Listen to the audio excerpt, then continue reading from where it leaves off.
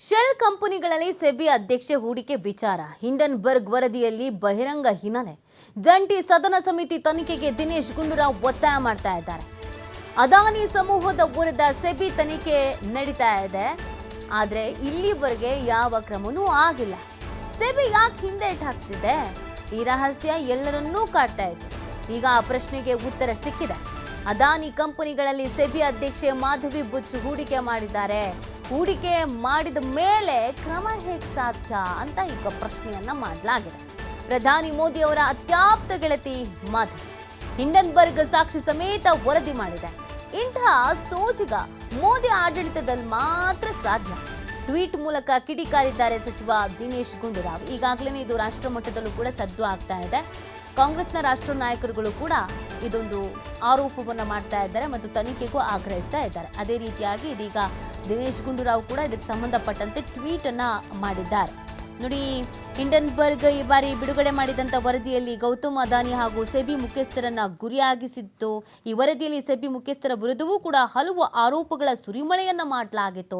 So ಇದಕ್ಕೆ ಸಂಬಂಧಪಟ್ಟಂತೆ ಮಾಡಿರುವಂಥ ಟ್ವೀಟ್ ಅನ್ನ ನೀವು TV5 ಸ್ಕ್ರೀನ್ ಮೇಲೆ ಗಮನಿಸ್ತಾ ಇದ್ದೀರಾ. ಇದು ದಿನೇಶ್ ಗುಂಡೂರಾವ್ ಅವರು ಮಾಡಿರುವಂಥ ಒಂದು ಟ್ವೀಟ್ ಆಗಿದೆ. ಈ ಟ್ವೀಟ್ ಮಾಡೋದ್ರ ಮುಖಾಂತರವಾಗಿ ಅವರು ಕಿಡಿಕಾರಿದ್ದಾರೆ.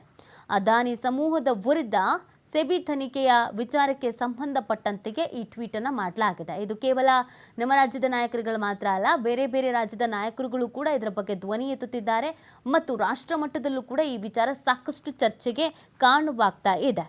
ಈಗಾಗಲೇ ಈ ವರದಿ ಬಹಿರಂಗ ಆಗ್ತಾ ಇದ್ದ ಹಾಗೆಯೇ ಗೌತಮ್ ಅದಾನಿ ಅವರ ಆಸ್ತಿಯ ಮೇಲೆ ನೇರ ಪರಿಣಾಮ ಬೀರ್ತಾ ಇದ್ದು ಆಸ್ತಿ ಕುಸಿತ ಕೂಡ ಕಾಣ್ತಾ ಇದೆ. ಈ ಅದಾನಿ ಗ್ರೂಪ್ ಟಾರ್ಗೆಟ್ ಆಗಿರೋದು ಈ ಹಿಂದೆಯೂ ಕೂಡ ಹಿಂಡನ್ಬರ್ಗ್ ವರದಿಯಿಂದ ಮಾರುಕಟ್ಟೆಯಲ್ಲಿ ಕೋಲಾಹಲ ಎದ್ದಿತ್ತು. ಸಾಕಷ್ಟು ಬೆಳವಣಿಗೆಗಳು ಈ ವಿಚಾರದಲ್ಲಿ ಆಗ್ತಾ ಇದೆ. ರಾಜಕೀಯ ನಾಯಕರುಗಳು ಕೂಡ ಇದು ಗಂಭೀರವಾದಂಥ ಆರೋಪವನ್ನು ಮಾಡ್ತಾ ಇರೋದು. ನೋಡಿ, ಹಿಂಡನ್ಬರ್ಗ್ ವರದಿಯಲ್ಲಿ ಅನ್ವಯ ಅದಾನಿ ಹಾಗೂ ಮಾಧವಿಪುರಿ ಬುಚ್ ಸಂಬಂಧಗಳನ್ನು ಬಹಿರಂಗಪಡಿಸಿದೆ. ಈ ಸೆಬಿ ಅಧ್ಯಕ್ಷರು ಅದಾನಿ ಗ್ರೂಪ್ ಮೇಲೆ ಯಾಕೆ ಕ್ರಮ ಕೈಗೊಳ್ತಿಲ್ಲ ಅಂತ ಆರೋಪ ಮಾಡಿದೆ. ಮಾಧವಿಪುರಿ ಬುಚ್ ಮತ್ತು ಆಕೆಯ ಪತಿ ಧವಲ್ ಬುಚ್ ಅವರು ಅದಾನಿಯ ಆಫ್ಶೋರ್ ಕಂಪನಿಗಳೆಲ್ಲ ಪಾಲನ್ನು ಹೊಂದಿದ್ದಾರೆ ಅಂತ ಕೂಡ ಹೇಳಲಾಗ್ತಿದೆ. ಸೊ ಈ ಹಿನ್ನೆಲೆಯಲ್ಲಿ ಕ್ರಮ ಕೈಗೊಂಡಿಲ್ಲ, ಈ ಹಿನ್ನೆಲೆಯಲ್ಲಿ ಸೂಕ್ತ ರೀತಿಯಾದಂಥ ಕ್ರಮ ಆಗಿಲ್ಲ ಅನ್ನುವಂಥದ್ದು ಒಂದು ಆರೋಪ. ಕಾಂಗ್ರೆಸ್ನ ನಾಯಕರುಗಳು ಈ ಗಂಭೀರವಾದಂಥ ಆರೋಪವನ್ನು ಮಾಡ್ತಾ ಇದ್ದಾರೆ. ರಾಷ್ಟ್ರ ನಾಯಕರು ಕೂಡ ರಾಹುಲ್ ಗಾಂಧಿ ಸೇರಿದಂತೆ ಮಲ್ಲಿಕಾರ್ಜುನ ಖರ್ಗೆ ಅವರು ಸೇರಿದಂತೆ ಎಲ್ಲರೂ ಕೂಡ ಈಗ ಆಲ್ರೆಡಿ ಇದ್ರ ಬಗ್ಗೆ ಮಾತನಾಡಿದ್ದಾರೆ ಮತ್ತು ತನಿಖೆಗೂ ಕೂಡ ಆಗ್ರಹಿಸಿದ್ದಾರೆ.